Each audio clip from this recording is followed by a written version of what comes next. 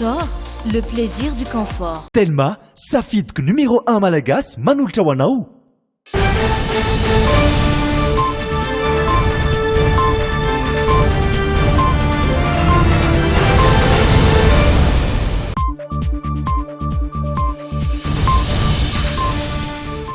Miarabatoko tonga sondray ato anatin'ny fotoanany fampalalam-baovao zoma fatelo ny volana aprily roapolo sy roa arivo ao anatin'ny le JT isika ireto ny vaovao izay ho asongadina amin'ity androany ity.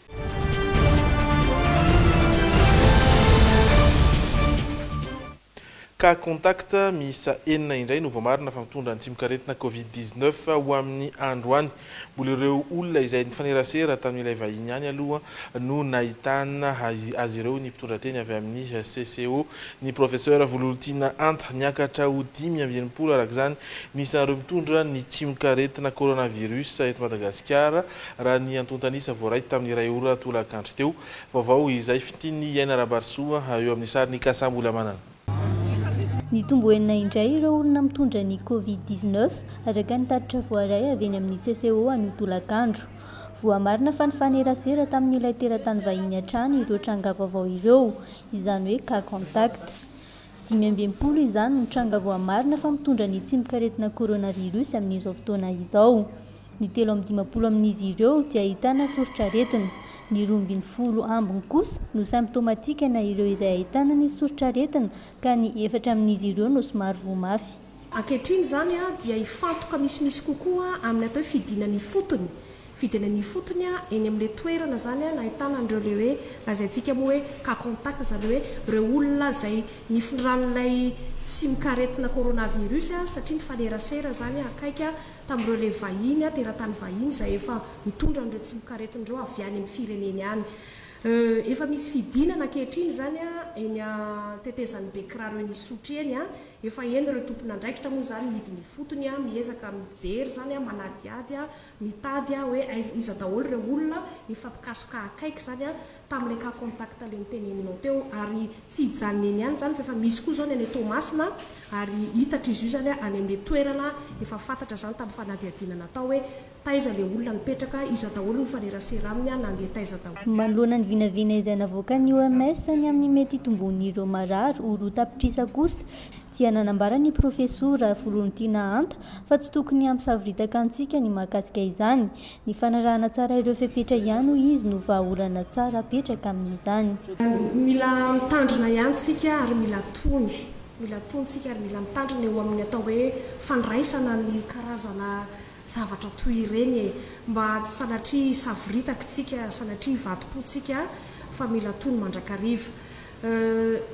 Taremarika ireny zany aloha dia lavina hoe tsy maintsy hisy olona roa tapitrisa tsy maintsy hovoan'ny valanaretina coronavirus hoe hitondra ny tsimikaretina moa zany fa mbola ho avy moa ny fotoana nazavana zany ngamba hoe eo amin'ny lafiny ara-teknika dia misy foana ny hoe atao hoe projection hoe raha amin'izao dia mety ho izao fa ny zava-dehibe tompoko zava-dehibe zany dia hoe izao hetsika izao efa fandraisana andraikitra ny tsirairay avy zao dia manana 520 ankehitriny ny cas confirmé zany eto amintsika 520 mianaka 250 tamin'izy ireo avy any ampitan-dranomasina avokoa.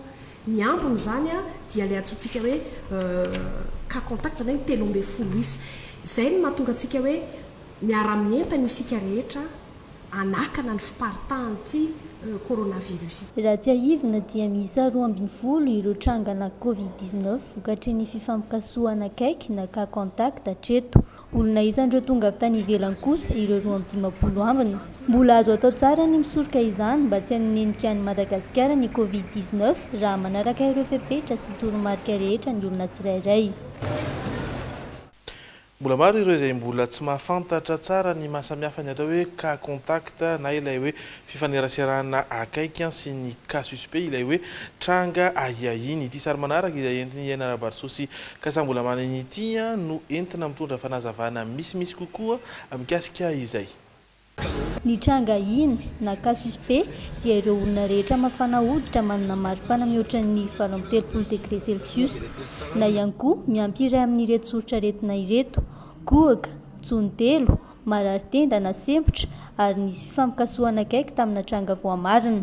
Raha araka ny fanazavana nentin'ny sekretera jeneralin'ny ministeran'ny fahasalamam-bahoaka, ny fifampikasoana akaiky kosa naka contact dia ireo olona rehetra izay mifampikasoka akaiky tamina tranga voamarina tao anatin'ny 7 orana iray andro mialohan'ny nisehoan'ny sorotraretina, hoy hatrany ny profesora Solofomana Duval.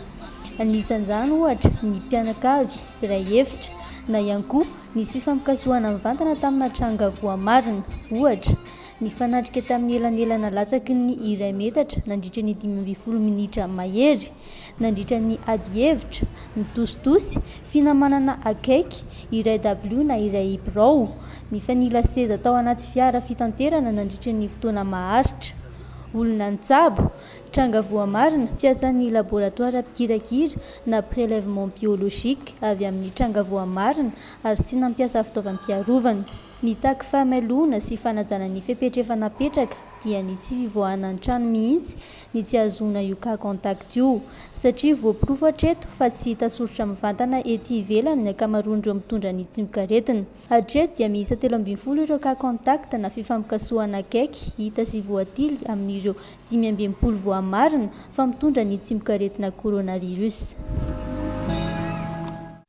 Fa nirongatra aloha ny fianaky ny Covid-19 any États-Unis tafiakatra hatrany amin'ny 820 ireo maty tao anatin'ny 420 ora ka mitondra ny isan'ireo maty any amin'ny 770 sy 700 sy 10,000 hatramin'ny atombohan'ny valanaretina. Ny États-Unis no nahitana olona maty be indrindra ao anatin'ny 420 ora maneran-tany ankehitriny raha toka 770 sy 700 ireo maty tao anatin'ny 420 ora tany Italia.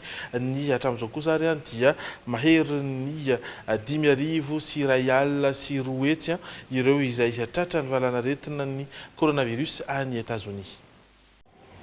Liampy 720 indray ireo namony ainy noho ny coronavirus teo reneranela ny alarobia sy ny alakamisy lasa teo. Taremarika ratsy indrindra hatramin'ny nahavoan'ny États-Unis io.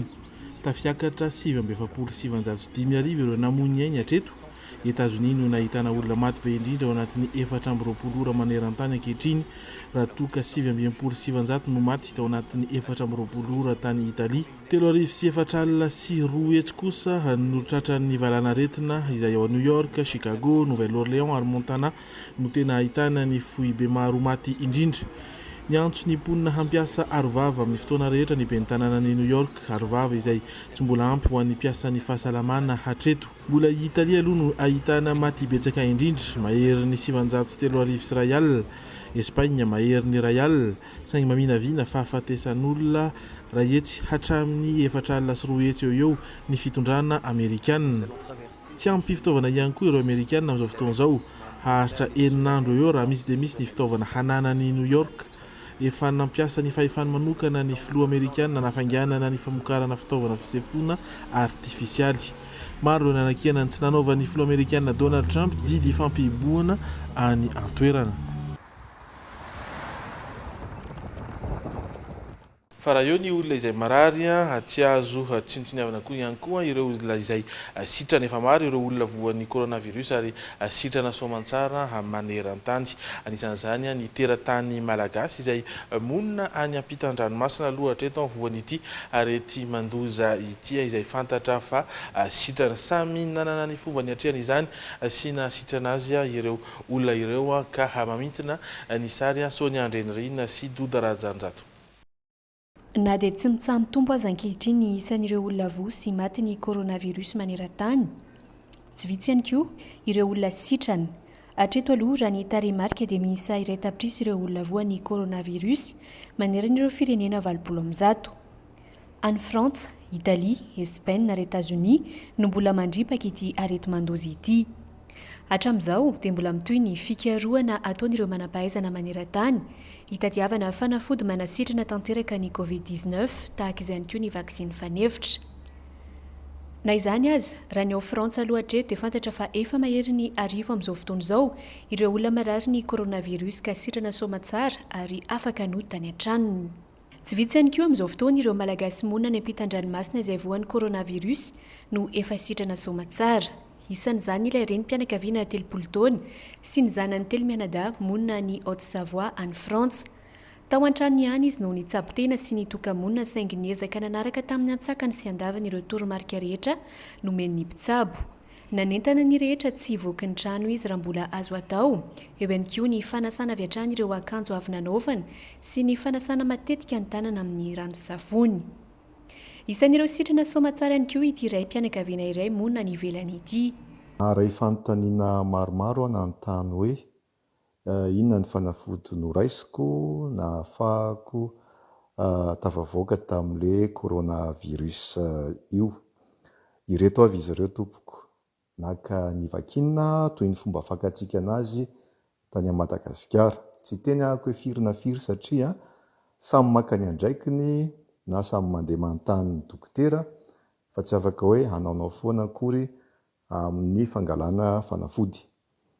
Naka ihany koa mandrava sarotra.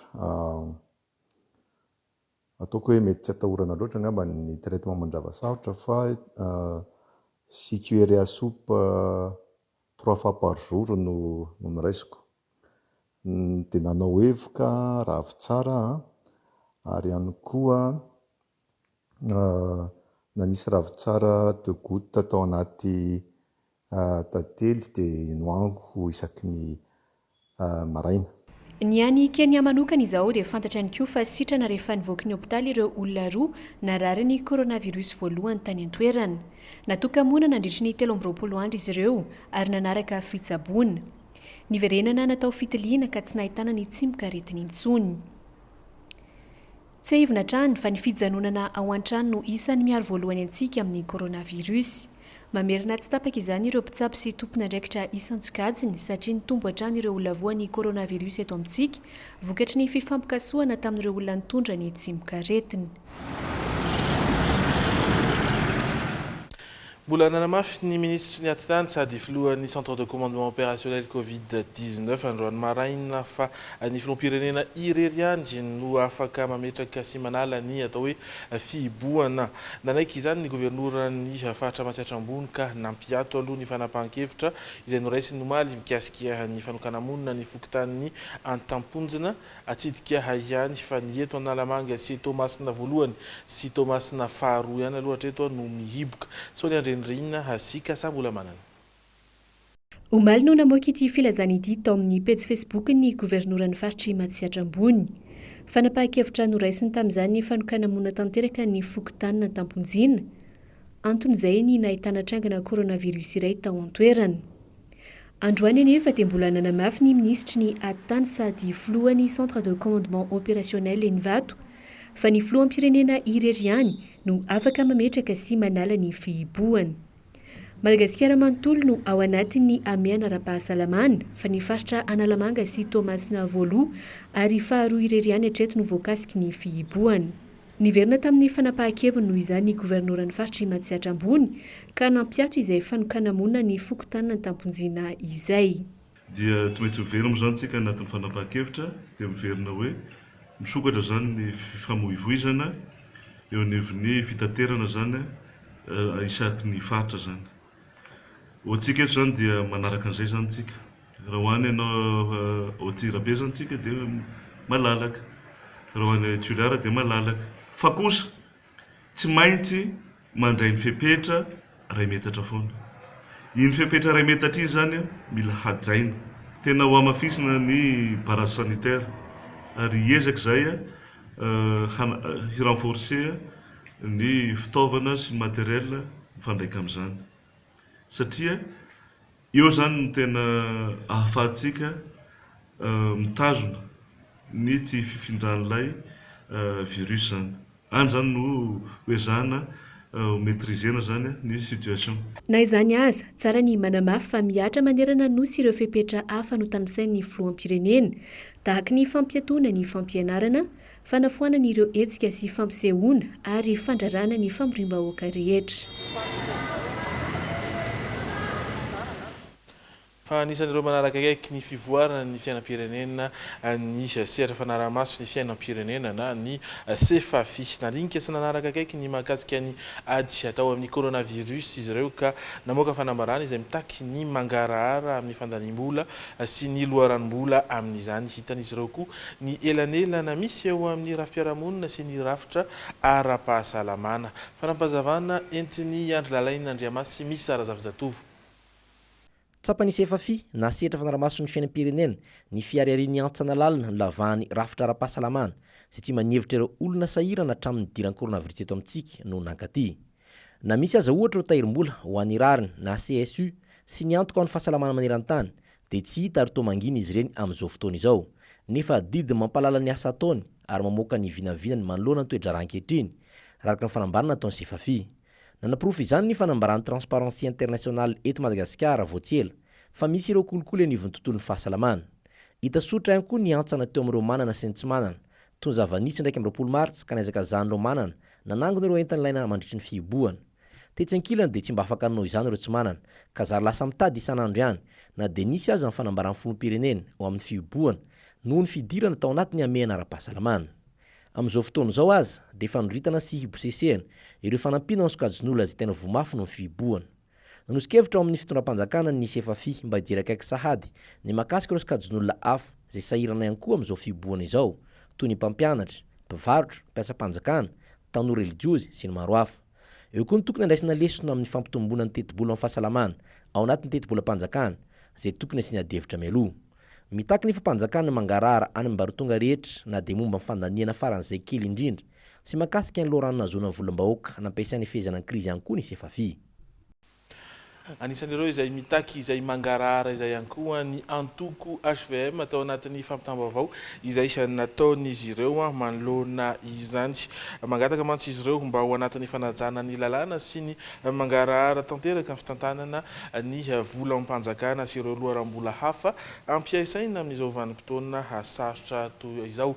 Anisan'izany ihany koa ny fitsinjarana ny vatsy fanampiana amin'ireo fanampiana ara-tsosialy sy ny mialana amin'ny kantrano an-trano sy ny mba isiany tamberina andraikitra amin'ny vahoaka sy tsy hitarika korontana na animba ny firaisaam-pirenena ireto ny fampitinana izay fanambarana izay. Manamafy dia ny any am-piandohana ity fanambarana nataony antoko HVM ity fa tsy fotoanan'ny fifanomezan-tsiny sy ny fifampiantsiny intsony izao fa fotoanan'ny fifanomezan-tanana satria fahavalo iraisan'ny malagasy rehetra tsy ankanavaka no atrena. Manamafy ny fampiarana ny fanapahan-kevitra ny raisin'ny fanjakana momba ny fihibohana na ny confinement izay farana ny sabotsy ho avy izao izy ireo ary mbola manentana hatrany ny anarahana ny toromarika izay nomeny mpitondra isan-tsokajiny ho tombotsoan'ny be sy ny maro. Manao antso ho an'ny fitondra fanjakana na dia ao anatin'ny hamehana ara-pahasalamana na ny état d'urgence aza ny hitondrana ny firenena amin'izao fotoana izao hitandrina ny toy ny ananak'Andriamaso ny fototra iorenan'ny Repoblika ny Madagasikara dia ny demokrasia sy ny fanjakana tandalana. Arak'izany dia mitaky ny fanajana ny lalàna sy ny mangarahara tanteraka ny fitantanana ny volam-panjakana sy ireo loharam-bola hafa ampiasaina amin'izao vanim-potoana sarotra izao ny antoko HVM. Etsy andanin'izay ihany koa ny fitsinjarana ireo fanampiana ara-tsosialy mba ho lavitry ny fanararotam-pahefana sy ny kantrano an-trano mba hisiany tamberina andraikitra amin'ny vahoaka sy tsy hitarika korontana na hanimba ny firaisaam-pirenena. Nefa rahantsika mahita fa tsy tokony fampanafitsarona ny zavatra misy ihany koa tsika fa sahirana ny vahoaka, sahirana ny fandraisan'ny olona ny fepetra izay raisina satria hitantsika fa miezaka fanjakana, miezaka tsika manao an'ilay confinement kanefa dia hitantsika fa mivahy olona izy satria miatiny efa voalaza teo. Sosokevitra narosin'izy ireo ihany koa ny fiangaviana ampanajana ny filoham-pirenena mba hamory indray ireo lehibe ny androm-panjakana misy eto amin'ny firenena ka hanao jeritodika sy hanao tombana ny fivoarana zava-misy alohan'ny hakana izay mety ho fanapahan-kevitra ny amin'ny hitantanana ny firenena manomboka ny 15 volana aprily izao. Tsy maintsy isy mifanontaniana orinan'io ka noho izao dia noho izany ny angatahana fionana na ny fampiresahana afahana mitsinjo an'izany manahoana n'izao ary manahoana ny rapitso afahana mba rehetrarehetra miaraka amin'izany. makahery sy mitondra-bavaka ireo mpisehatra rehetra ny antoko HVM eo an'ireo rafim-panjakana sy ireo mpitsabo sy ny mpitsabo-panampy sy ny mpitandro filaminana sy ireo mpilatsaka an-tsitrapo fifanomezan-tanana ho an'ny fiampandrosoana. Tanterana manomboka ny sabotsy izao kosa ny fanomezana tohana ho an'ireo marefo eny anivon'ireo toby ny fiangonana loterana malagasy paikady izay fanomanin'ireo mpitondra hatramin'ny nahafantarana fa rety mandringana ny Covid-19 nangonina ireo fanampina ary vao nafantatra fa tonga eto ny coronavirus ary natanteraka ny fizarana ny anivon'ny fitantanana ny fiangonana loterana. Hainarabarso sy kasambola manana. Nisafidy ireo tompo-pifoazana ireo ny fiangonana loterana malagasy mba homena fanampiana noho ny fiheverany fa any amin'ireny no tsy misy pahita indrindra eto amin'ny firenena. Sahirana avokoa ny ankamaroan'ireo olona mipetraka any amin'ny toby ka mahatsiaro azy ireo ny FLM amin'izao fotoana nivalana aretina Covid-19 izao. Izany indrindra ihany koa no nandraisan'ny sampanasa loterana momba ny fahasalamana na ny salfa an-tanana izao hetsika izao mba hanampiana feno azy ireny. Ny antony dia satria ireo olona ireo no tena heverina tsy misy pahita indrindra raha ny eto amin'ny firenena jerena satria dia mihiboka ny anatin'ny tompy misy azy ihany izy ary olona saiky betsaka amin'izy ireo nefa arian'ny fianakaviana betsaka amin'izy ireo no efa tsy manana antenaina intsony ary tsy manana na dia ny ariary azy hividianana sakafo ividianana savony. Raha mpitso no iainga eto Antananarivo ireo tohana sy fanampiana tolotry ny fiangonana loterana malagasy ho an'ireo tompy rehetra manerana ny nosy. Sakafo, savony ary entana fampiasa andavanandro izay tena ilaina amin'izao vanim-potoana sarotra izao no natolotra. Ny tohana mibavaka ihany koa dia tsy azo adonoina ho ny filohan'ny FLM. Isitraka izany avokoa ireo tompo-pifoazana FLM manerana ny nosy. Ary dia nahita mihitsy aho amin'ny serasera olona izay milaza hoe aleonay matinaretina toy izay matinono ary zay no namakiako nylay oabolana toko faha 2023 teo satria ny akamaroantsika dia tsy mahita afa-tsy ny eo ambany masony fa izahay amin'ny matopona andraikitra tsy afaka mijery ny eo ambany maso fa mijery ny firenena manontolo ary tsy mijery ny firenena manontolo fotsiny fa mijery ny trangan-javatra eran'izao tontolo izao. Mivantana any amin'ireo salfa miisa 10 manerana ny Madagasikara ireo fanampiana ireo. Nanambara mahakasika ny fetin'ny Paska ihany koa ny filohan'ny FLM fa azo ataony manemotra izany raha toa ka ny 12 aprily avy izao no voasoratra ao amin'ny almanaka.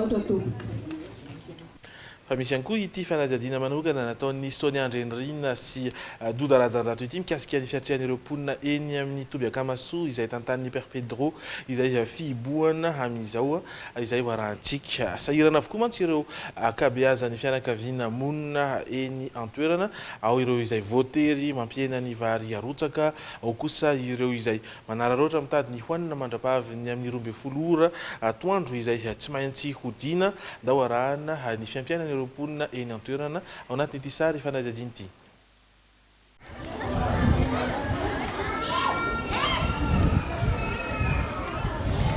Mirabantsika rehetra ny tokantrano ety amin'ny Akamaso ety Andralanitra no misy any amin'izao fotoana izao toerana izay andraisan'ny Père Pedro ireo fianakaviana sahirana manodidina ny 7 arivo amin'izao fotoana izao ireo fianakaviana monina ety amin'ny Akamaso ny akabeazan'izy ireo moa amin'ny hoe fianakaviana sahirana azy ireo izay dia saika hoe nohanina an'io tetavina an'io ao no mivelona amin'ny fivarotana ao ihany koa ireo mivelona amin'ny fitsindroana zordira ary izay zavatra azo eny anjordira no amidy tahaka ny hoe taolana eo ihany koa ny potona charbon ny kapoaka sy ny tavoahangy tataka ny ahoana ary ny fomba ny ainan'ireo fianakaviana tetỳ amin'ny Akamaso izay hoe fihiboana nandritra ny 12 andro izay nanantona fianakaviana vitsivitsy izay ary hozaraina amintsika ny zavatra ny ainan'izy ireo nandritra izay fotoana izay.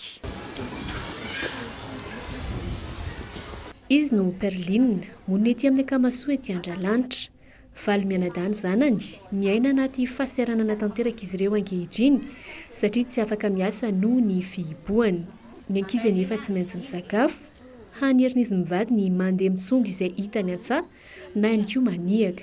Vakatrora anaty rano any izay dia mody rehefa atao laoka dia amidy anampiana anampiana hanina zany tena sahirana satria tena tsy afaka mandeha miliba be zany hoe andeha parivandro fa tsy maintsy asiana lera le andehana. Na fianakaviana sahirana azy izy ireo dia manaja fatratra ireo toromarika hiadiana amin'ny coronavirus.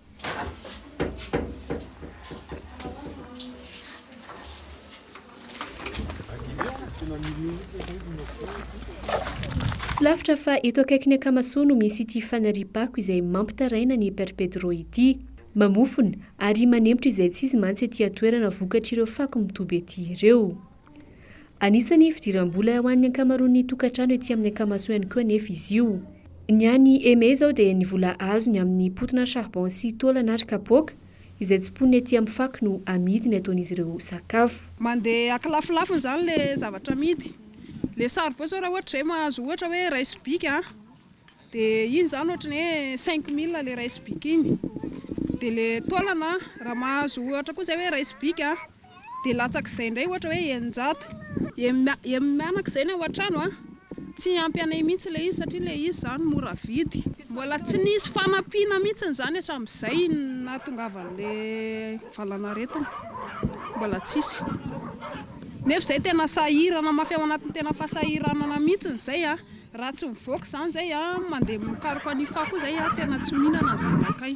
Ny an'ity renim-pianakaviana ity kosa dia voaterina hena ny kapoakambary arotsaka satria tsy ampy ny enti-manana. Ny vola natokana andoavana ny saram-pianarany ankizy aza lasa namidy sakafo tsy vidiny. Raha mandrotraka 4 kapoaka izay zao dia mianaka 4 kapoaka atoandro dia 4 kapoaka hariva dia henanay hoe roso tapany zany le izy. Dia ohatr'izay foana natao mandrapahatonga le izy.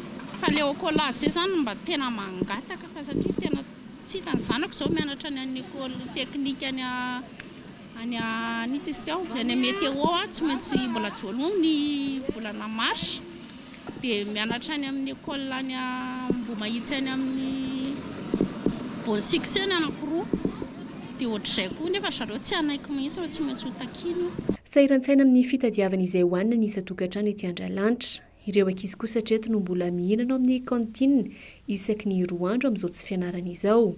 Ezaka manokana avy amin'ny Mopera Petro. Zao isaka 2 andro mihinana ao. Hitanareo zao le tabataba ataon'ny ankizy ao. Satria raha tsy misy io sakafo io dia ho maika mia malemy ary marary le ankizy. Ka isaoranay ny fanjakana, isaoranay député, isaoranay monsieur le maire, isaoranay le chef district tonga aty daholo izao amin'izao fahatongavany madame le ministre de l'environnement mitondra fanampia ho an'ireo fianakaviana marefo. Aorian'ny sakafo dia ireo ankizy sisa no tazana milalao eny an-tokotany.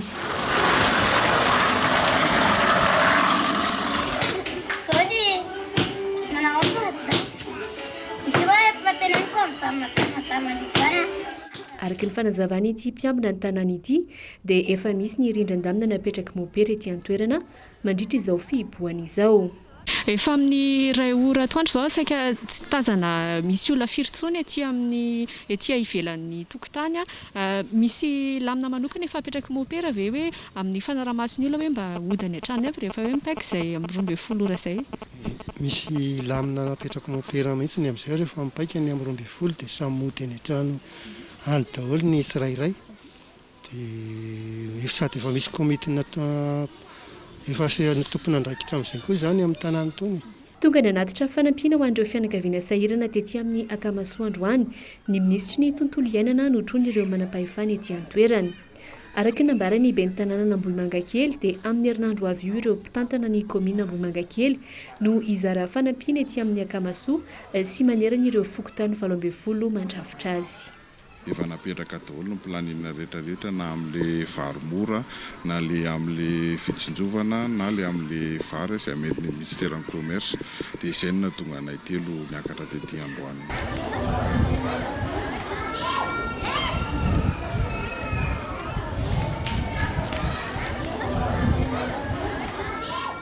raha amin'ireo hôpitaly andraisana sitsabony ireo olona nahitana tsimikaretina coronavirus ny eny amin'ny centre hospitalier universitaire Anosiala 17 izy ireo no eny antoerana amin'izao fotoana izao misy ihany koa anefa ireo izay mbola ayahina saingy araimaso eny antoerana ity vaovao izay hoentina ndralain'Andriamasy sy misy razavizatovy ity no entitsika mamatampantatra misimisy kokoa ny eny amin'ny CHU Anosiala. Tamin'ny 12 janoary lasa teo no efa nandray olona no ayahina mitondra ny tsimikaretina coronavirus ny CHU Anosiala ao anatin'ny distrikina Ambohidratrimo. Teny teo nametrahana ny olona 3 voalohany nahitana tsimikaretina ny 20 martsa lasa teo. Hatramin'io dia misy 17 ireo olona mitondra ny tsimikaretina coronavirus tsabona eny ary mbola misy olona 17 ahina ihany koa efa tanany eny izay miandry mivaly fitiliana atao azy ireo. Ny aretina coronavirus dia tena misy tsy azo atao moa ny hoe ampiseho ny endrika le marary satria mitovy amin'ny olona marary rehetrarehetra ihany hoe izy manana ny atao hoe droany izy tsy afaka hoe manitsakitsaka an'izay fahefana izay tsika fa manana izay droit izay izy hoe mijanona hoe tsy fantatra aloha ny tarehany. Tena misy io aretina io any tanana antsika vahoaka malagasy mora miparitaka be izy io. Raha azo atao, raha mbola azo atao tsy mivoaka ny trano dia tsara mijanona any an-trano. Raha tsy maintsy hivoaka ianao dia aleo mitandrina manao sarina vava, manasa tanana matetika dia ilay manaja le elanelana 2 metatra. Izay ihany no ahafahantsika miaro aloha hatreto. Raha mbola azo atao dia aleo mijanona any an-trano. Ny fanasana tanana matetika tena zava-dehibe. Tsy voatery gel hydroalcoolique io fa rehefa manana rano sy savony ianao ka diovinao tsara dia efa mety izay. Tsy azo vangina sy tsy azo asiana mpiambina mihitsy izy ireo fa raha toa ka misy zaza dia tsy maintsy misy iray amin'ireo ray aman-dreny miaraka amin'ny eny. Manaraka ny protokôla fitsaboana navoaka ministeran'ny fahasalamana izy ireo amin'ny fitsaboana ireo olona mitondra ny tsimikaretina coronavirus. Protokôla izay nalainy tahaka avy tamin'ny navoakany Dr Didier Raoul. Efa misy ireo sitrana saingy tsy maintsy miandry sy manaraka ny dingana rehetra farany. Hatreto ny hôpitaly Anosiala dia manaraka le atao hoe protokôla nasional izay napetraka protokôla nalay tahaka tamin'ny ampiasan'ny Didier Raoul frantsay natao amin'ny fanafody misy eto Madagasikara izany hoe chloroquine sy azithromycine ny ao anatiny. Maro ireo marary tsy diso eo amin'ny valo eo izay nefa navita ireo fitsaboana anazy hatramin'ny farany. Amin'ireo valo ireo efa misy natao ilay testana PCR contrôle. Amin'ireo valo nefa tonga azonay aloha dia anankitelo nefa tonga ilay PCR contrôle efa négatif, ilay contrôle voalohany. Mbola tsy afaka miteny tsika hoe sitrana tanteraka izy satria ny voafaritra dia hoe contrôle négatif anankiroa PCR aorianan'ny traitement sy rehefa tsy sotra retina intsony izy mandritra ny 2 andro eo izay vao azo lazaina hoe sitrana tanteraka ilay olona. Efa andalana ilay deuxième contrôle amin'ireo hoe contrôle voalohany négatif ireo miandry an'ilay valin'ilay deuxième contrôle tsika dia mbola lazaina fotoana manaraka rehefa fomba ofisialy angamba hoe efa misy sitrana eto Madagasikara. Manampy ireo mpitsabo sy mpanampy ny mpitsabo malagasy manodidina ny 300 ety amin'ny CHU Anosiala ireo ekipa na mpitsabo sinoa izay ahitana sinoa mpitsabo misy 5 mianadahy. Ara teknika sy traikefa tamin'ny an'izy ireo ny valinaretina coronavirus tany aminy no ampitainy sy ampiariny amin'izany. Miankina amin'ny fahafehezana sy ny fitiliana ny ho fahombiazana. Raha tomombana tsara sy atao betsaka ireo fitiliana dia azo antoka fa tsy paritaka firy ilay tsimikaretina ary ho voafehan'ny Madagasikara vetivety izany. Mitaraino tsy ampy fitaovana hiatrehany ady amin'ny coronavirus ny ety amin'ny CHU Anosiala. Antony nahatonga ireo teratany sinoa ao anatin'ny fikamanana sinoa malagasy andolotra fanampiana tetỳ androany. Fanampiana izay nahitan'ireo fitaovana ho ampiasain'ny mpitsabo so ampiasain'ireo marary ary nadiovana mba tsy hiparitahany tsimikaretina ao anatiny sy ivelan'ny hôpitaly. Ny tetina 20 tapitrisa ariary izany. Dia ao anatin'ny ady amin'ny coronavirus aza dia tsy maintsy mizotra tsara ihany koa ny fitsaboana eny anivon'ny tombo-pahasalamana maro samihafa. Nisy mihitsy ny fanomezana avy tamin'ireo firenena premonantika amintsika toa ny Korea Atsimo izay nanolotra fiara klinika mobile tatra ny vaovao iandry lalain'Andriamasy sy misy razavizatovy. Fiara be iray irona antsoina hoe klinika mobile natolotra ny firenena koreana Atsimo tamin'ny alala Masovony io atoandro io. Ahafananao fitiliana fitsaboana ary fitarafana n'ity fiara be ity. sady anampitsika amin'ny ady amin'ny coronavirus raha araka ny fanazavany masovon'ny Korea Atsimo monina sy miasa eto Madagasikara. Fiara natokana ho an'ny fahasalamany boaka. Inoako fa hanampy tokoa amin'ny ady amin'ny coronavirus izy ity. Korea moa dia ohatra lehibe ho an'ny rehetra raha io ady io no jerena. Any Korea fitiliana miisa 5,2 alina isan'andro. Voa fanomboana ty fiarany clinique mobile atolotra ty anohy hanampy any Madagasikara amin'ny ty ady amin'ny coronavirus ty ny Korea. Iaraka isika andresy an'ity valanaretina ty. Misaotra besaka. Alefa isana manokana any faritra atsimo andrefana ity fiarabe ity. Antony ny olana amin'ny roaponina any an-toerana izay tsy afaka misitraka amin'ny fitsaboana no ny antony maro samihafa. Vita raha jerena amin'ny karta mba tsaratsara kokoa any amin'ny atsimo andrefana makany amin'ny lala mandeha Betioky sy ny tariny mba tsaratsara kokoa ny lalana. Zay zany nahatonga le choix makany atsimo andrefana. Dia fantatsika moa fa docteur Ly manandaza eran-tany momba ny fitsaboana clinique mobile reto any amin'ny Corée ary fantatry ny gouvernement Corée zany momba nyity docteur Ly ity. Efa misy 5 taona izy io miasa eto amintsika. Ka zay ngamba be dia be zavatra fa nataony fitsaboana mikasika ny ary eo koa zao misy projet atao amin'ny formation miaraka faculté de médecine izy io amin'ny formation ny manampahaizana gasy dokotera gasy mba hanana ity compétence amin'ity mobile ity.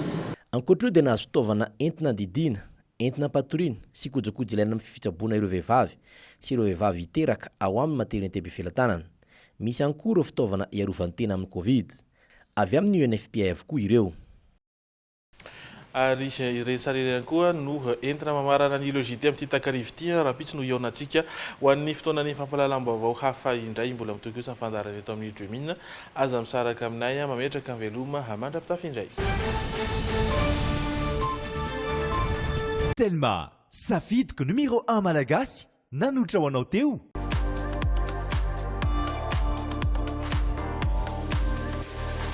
Luxor, le plaisir du confort.